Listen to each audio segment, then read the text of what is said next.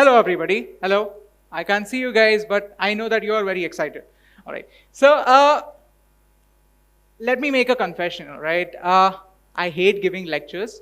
I know one thing about you guys, you hate listening to lectures as well. So, let's do something different. Let's have a conversation. Uh, all of us know that India is special. But then we are going to show you 3 images and you will understand why India is special. All right, we have prepared a special menu for you. Just take a moment to read this menu and figure out what would you like to have. Would you like to have some crunchy veg? Chicken chili chicken you want? Or probably some chicken Szechuan? All right?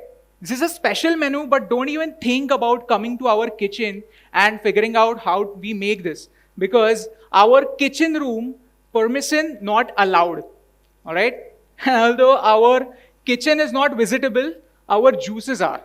So then, yeah, that's about it. So you see, English is the most commonly spoken language all over the world, and yet India has a way of making it special.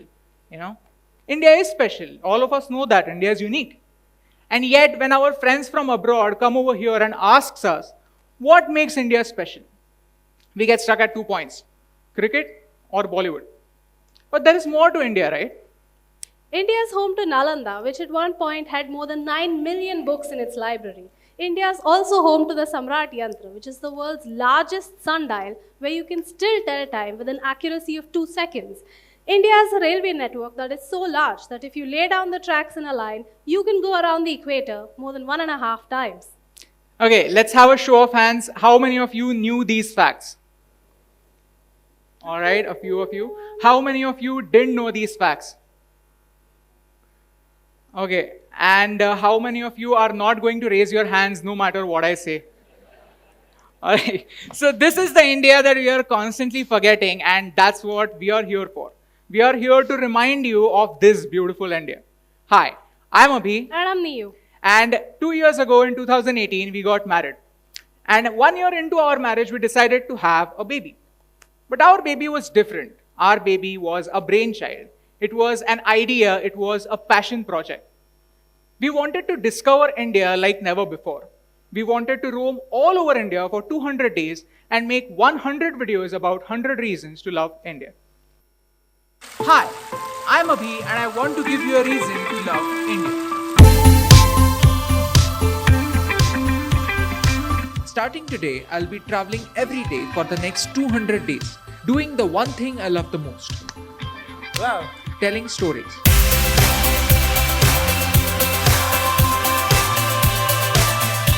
These are real stories that make India special. Because India is awesome and these amazing things must reach the world. And give you, me and everyone else 100 reasons to love India. So let's go.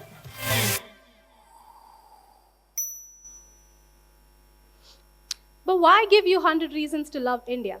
It's because our news feeds are becoming increasingly negative. Just check your news feeds and you'll find negative videos, negative news, everything is so negative.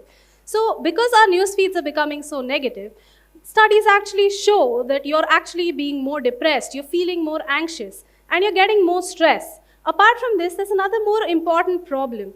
Interacting with all of this negative news is robbing us of our compassion. It's something that's called compassion fatigue. So over a period of time, you actually start to get immune to these causes or the videos or the animals being tortured. And that's true.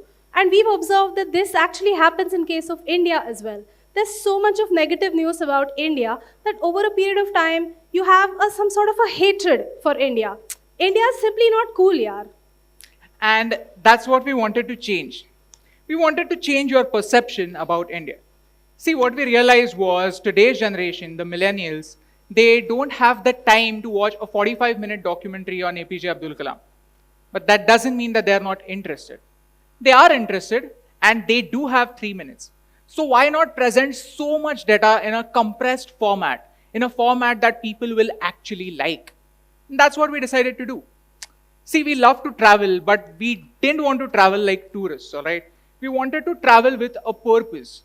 And that became our first purpose, to travel to find stories, find interesting stories. And to find interesting stories, you have to have conversations.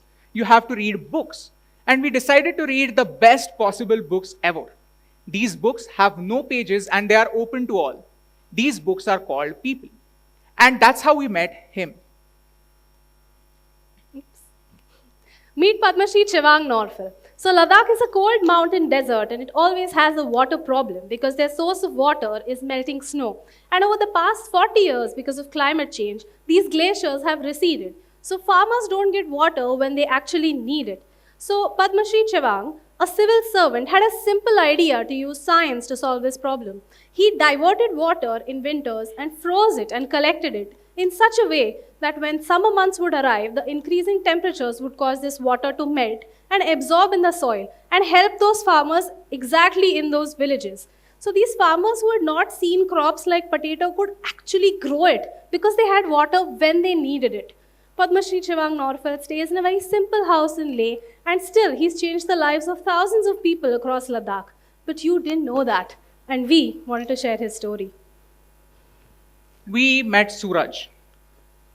So Suraj is a kid from Kerala who took up farming at the age of 13. And people think that there is no money in farming.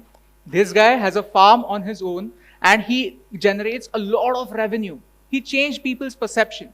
We wanted to tell you his story. We met the Siddhi tribe.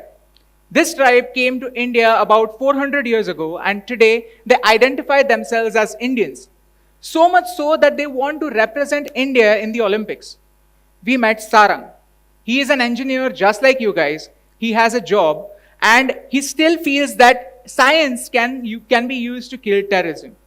Education can be used to reach out to those who resort to terrorism, extremism, so that they have no choice. They focused on finding a solution, and that's what makes them a hero. So throughout our videos, we actually started to share and support these people and put forward their ideas, but not with sympathy, but with empathy. So when people asked us what they could do for Children's Day, we shared ideas about 5 NGOs who are doing a great job making the lives of children better. So Sarang established a science park in Ladakh. So we raised funds to install a solar panel over there so that the science park would have electricity the year around. As our following kept growing, we wanted our audience to come across such great people and great causes and actually be a part of the change. So as we traveled, our purpose evolved. Our purpose became making the right people reach the right audience in the right kind of way. We didn't want to lecture anybody. We just wanted to start a conversation. And that's what we did. As we traveled all over India, what we realized was India is amazing. India is awesome. It gave us a lot of reasons to love India. But you know what's ironic? While trying to find 100 reasons to love India, we were probably finding 1,000 reasons not to love India. And one of these reasons was this one. So you guys must have seen these videos or this image very frequently in your WhatsApp after Ganpati. It's a broken idol that is washed ashore after Visarjan. So even in a city like Mumbai, during the 10-day Ganpati festival, more than 2 lakh idols are immersed in different water bodies. And this number keeps increasing every year because more and more people welcome Bappa home. And there's nothing wrong in that, except that the idol is made of POP, or plaster of Paris. When this mixes with water, it turns exothermic, which means that it increases the temperature of water, which makes it toxic for the marine creatures. Apart from that, all that glittery and amazing paint that you see is toxic. It has metals like lead, cadmium, mercury, which mix with the water, and that becomes toxic for the fishes and for you. This water gets into our food, it gets into salt, it gets into the fishes that we eat. And in short, you and I are drinking poison. But kya farak padta hai? So this is not just disrespecting the nature, but this is also disrespecting the God that we are worshipping. And we wanted to change that.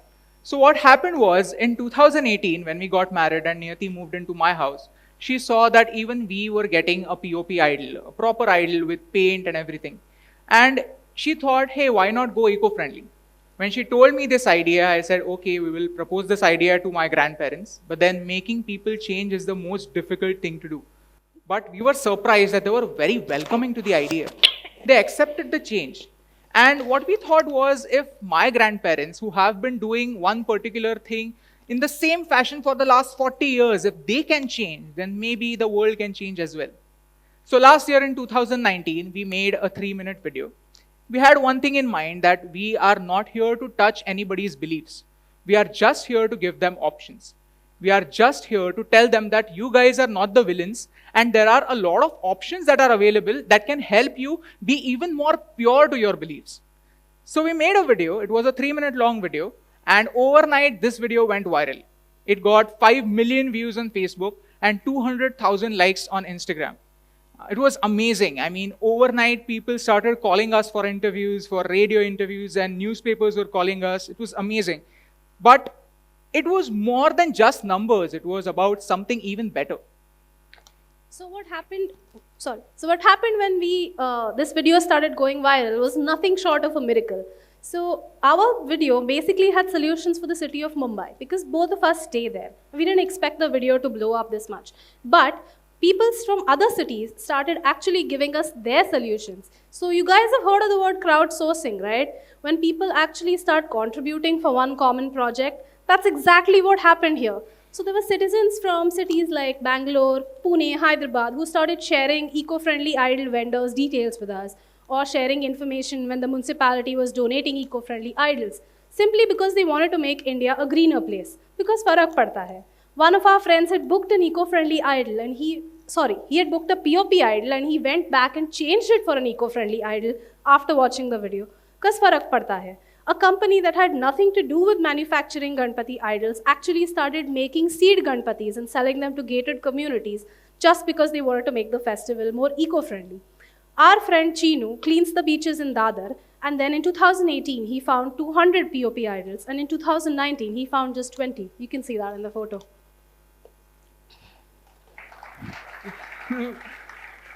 We are not here to take credit, guys, because actually speaking, the credit is yours.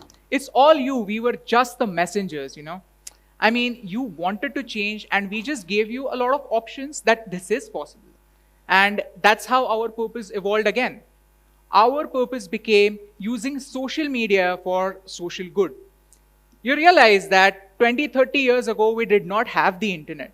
So it was so difficult to gather support of 100,000 people for something that you really feel passionately about. But today that is possible. Today, all it takes is a good status update, and a lot of people will come together. The people that you don't know, the people from outside your city, even outside your country maybe. That is possible. That is the power of social media. Today, any video, any message can go viral.